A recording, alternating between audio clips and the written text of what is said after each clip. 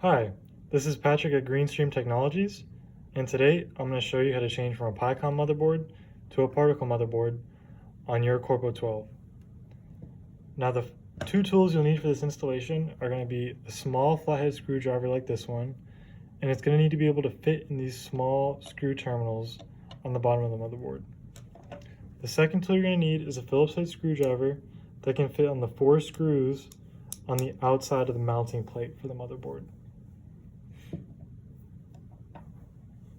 Now the first step in this process is to turn off your motherboard.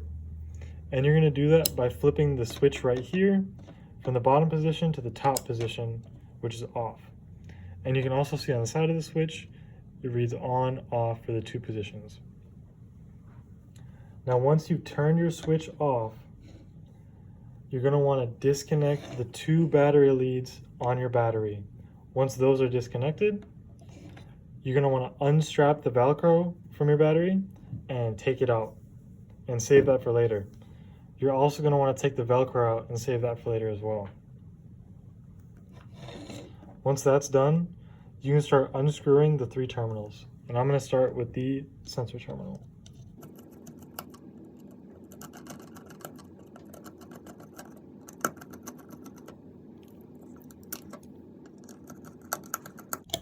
And now I'm unscrewing the solar panel terminal. And finally, I'm going to unscrew the battery terminal.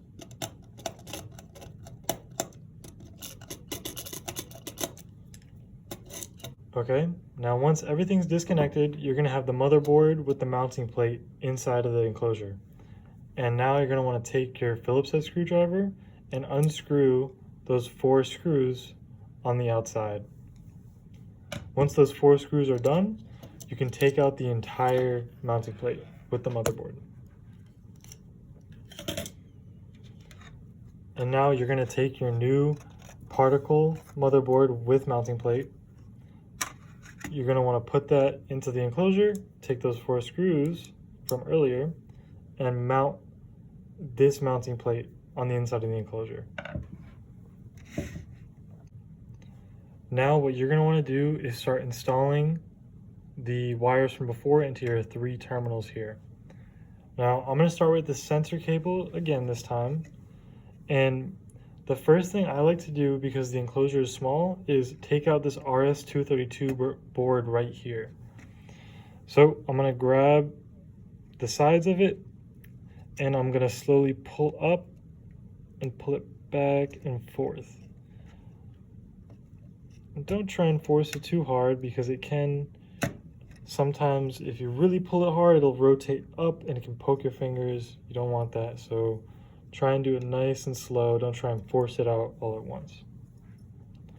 Once you have this RS-232 board out, you want to make sure to unscrew all the terminals completely, or else the cables may not fit inside. So I unscrewed those. And then you're going to want to insert these 4 cables.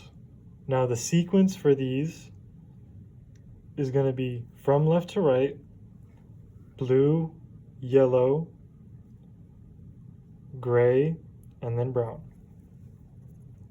So we're going to start with blue all the way on the left, while that board is still out of the header pins. Then want to get the yellow.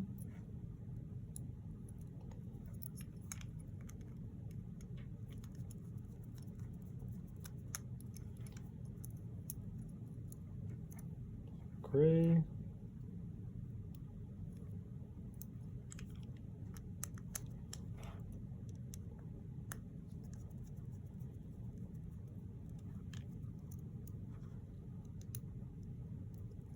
Then finally that brown cable.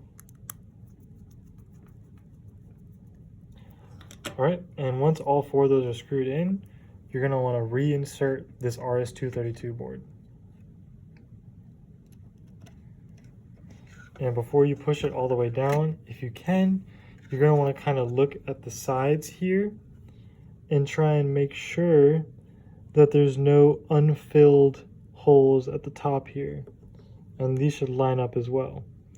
So you want to make sure it's not shifted back one header pin and there's like an exposed header pin here. You want to make sure it's all lined up. Now that's good. You just push it down like that. And then also, you will want to make sure that your motherboard is off at this point, and mine is. And now, since it's off, we can start connecting the solar panel cable and the cable from the battery leads. And I'm going to start with the solar panel cable.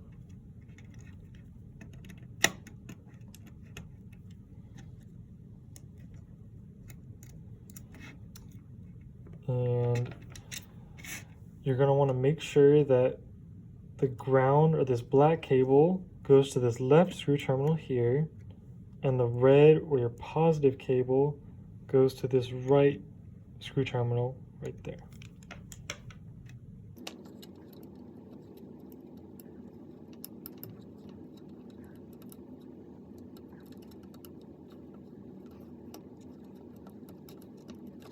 Let's screw it on.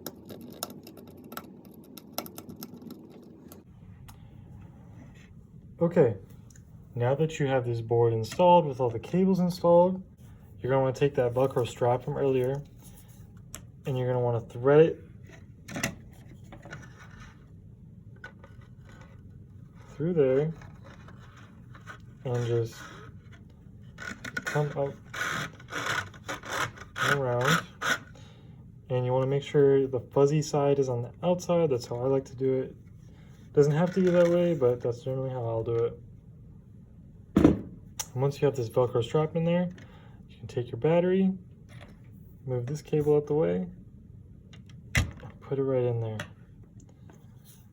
And then you can use the Velcro strap.